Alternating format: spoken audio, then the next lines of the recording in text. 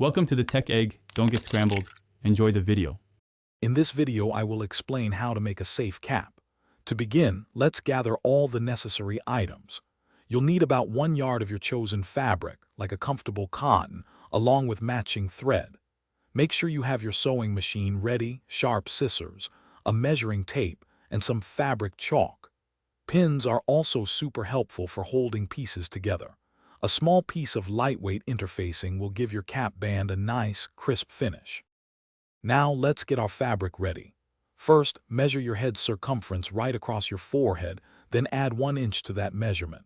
For the cap's top, cut a large fabric circle, roughly 24 inches in diameter. Next, create the cap band by cutting a strip of fabric.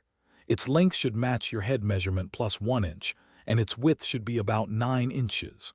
This ensures a good fit and enough material for seams. With your fabric cut, it's time to work on the cap band.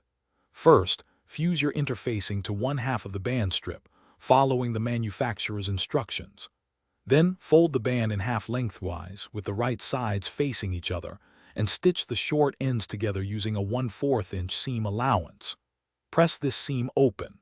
Finally, fold one long raw edge of the band inward by 1/4 inch and press it flat, preparing it for the next step. For the final steps, take your large cap circle and sew 2 rows of basting stitches around its edge. Carefully pull these threads to gather the fabric until its circumference matches the length of your prepared cap band.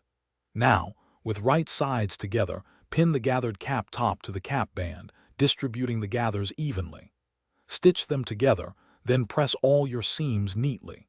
Trim any loose threads and your handmade cap is ready to wear.